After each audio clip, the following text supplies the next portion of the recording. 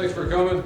A lot of respect before the game for our opponent, and probably a little bit more afterwards. I thought they did well, very well coached team, and I think their best personnel since we've been going against them. And I think they've always had decent personnel, but that was a good team. Got to make sure we win by 3 scores against a team we have a lot of respect for, and I feel lousy, so we just got to pick it up and go again and get guys healthy, and we're getting ready for a stretch run, go on the road.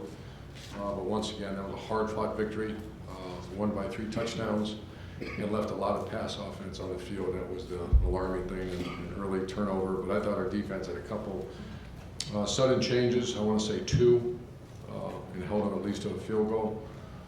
And then obviously the 4th down, that was the play of the day. The 2 plays were the 4th down, and also Paris on his the kickoff return team obviously didn't do that by himself, but Coach Combs is in charge of the KOR unit, and they did outstanding. So I'll take questions from you guys. Far left, Austin.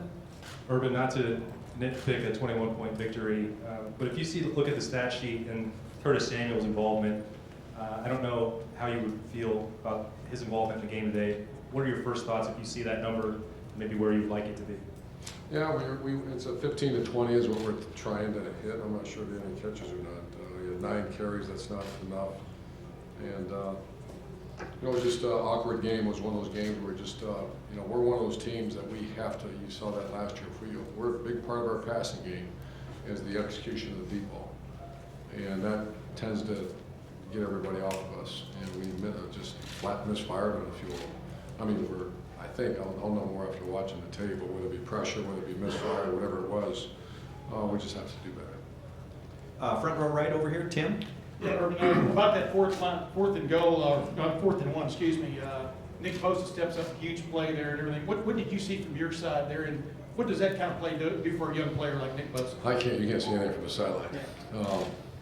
I heard over the headsets, and Nick Bosa, from what I understand, had probably his best day. So we just got to play him probably a bit more as he's getting healthy and more involved in the defense. So obviously he's a guy that last name high expectations, and I think he's starting to fulfill them.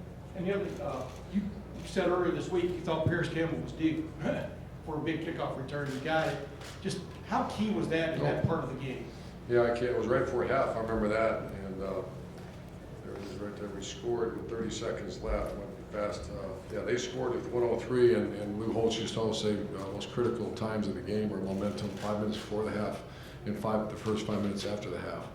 And that was a dominating play, and it was obviously just Paris. So that was the 4th down, and that was the play of the day, and that's why we beat Indiana.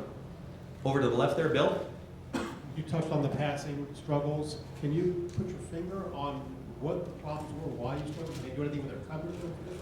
No, I don't believe so. I'll know more from you when I meet with you guys on whatever it is, Wednesday or Monday, in a phone call. But I'd say 50% of the time I'm wrong when I say something on a press conference. So until I see the videotape. Over on the right here, Rob. Urban, you talk about JT wanting to limit his carries. I think maybe 24 carries out of whack. Way out of whack. What was going on there? And Yeah, Bears showed up a little bit, and we were having trouble executing the pass game, and they were +1 in us in the box, and so we had to win the damn game. And he's one of our best players. And they were forced some of the things they were forced to do on the perimeter run game. They were giving us a look to have him run it instead of hand it off all the time, which is we ideally rather hand it off. So once again, well defended, and we won. I think we would feel all much better about ourselves if we hit 3 of those passes that are downfield, because that was the kind of game it was. is it ever dangerous to fall into a security blanket with him? What's that? Is it ever dangerous to fall into Oh, sort of real dangerous. I don't know the word dangerous, but I mean, you just don't want to get too much of that, but that is a little bit of my security blanket. He's one of the best players in America. Go get a first down, JT. Far left, Bill. Urban, I know you said that you want overall Curtis to get more touches, but I think in your first 25 offensive snaps, he touched the ball once, and you've called him your best offensive playmaker. Is there, maybe moving forward, any more urgency to get him involved earlier in games? Yes. It's duly noted. Thank you. Over to the right here, Clay. You have the numbers in front of you. I think he may have run it 5 more times than he threw it. Durability, it's only week 5.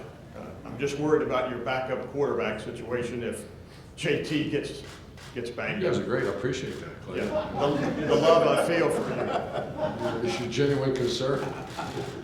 And I agree with you. I agree with you, and I agree with you. Curtis needs to touch the ball early in the game, and JT had too many carries, so we have to fix it. Front row right here. Coach, talk about the play of your defense again, just stout.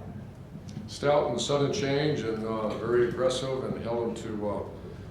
It just seems like they didn't get the rushing going at all. He had 40 carries for 99 yards, and I just thought, they had a very good player, Mitchell Page, held him to. And I thought our punt unit did a great job. We changed some things because that kid's a ridiculous punt returner. So I hope he's a senior. Is he out there?